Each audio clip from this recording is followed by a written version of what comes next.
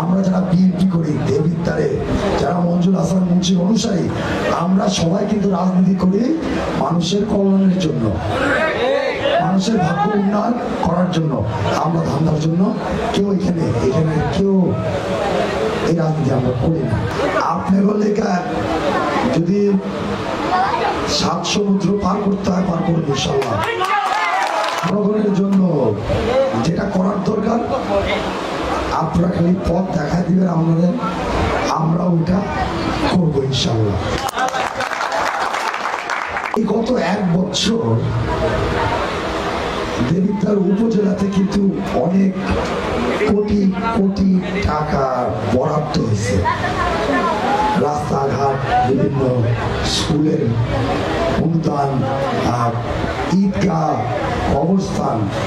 কিন্তু আমি জানি না, এটা আপনারা বলতে পারবেন যে আপনাদের ইউনিয়নে কতটুকু এই টাকাটা আইসে কাজ হয়েছে। আমি জানি না, এটা আপনারা বলতে পারবেন। আমি জানি যে অন্য জায়গায় আসলে ধরেন যদি একটা ইউনিয়নে 1 কোটি টাকা আসছে, এটা 1 বছরের কথা বলতেছি আমি, এই 1 বছর যদি 1 কোটি টাকা আসছে, ম্যাক্সিমাম 20-30 মিনি 10 লাখ টাকার কাম হচ্ছে, বাকি টাকা সব পকেটে হয়ে গেছে। কারা নিছে এটা আপনারা সবাই ওপেন বলার অবকাশ থাকে না, এবং আমি কোনো আকার ইঙ্গিত বলবো না, এটা আপনারা জানেন, আপনারাই এটার বিচার ভবিষ্যতে করবেন। বিচার আমাদের কিন্তু দায়িত্ব আছে আমাদের ভোটারদের কাছে।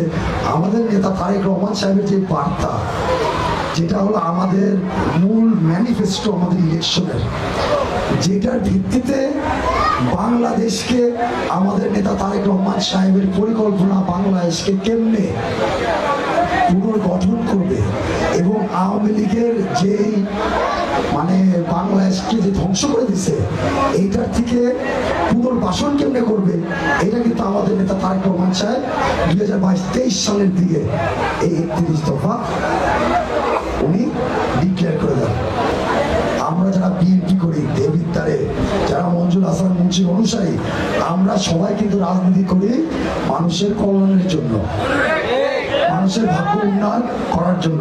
আমরা ধান্দার জন্য কেউ এখানে কেউ এই রাজনীতি আমরা করি না। হ্যাঁ, হতে পারে আমাদের মধ্যে 1-2 জন আছে, কিন্তু ওই 10 জনের মধ্যে 1-2 জন ওটা আসলে মিশে যায় কিন্তু।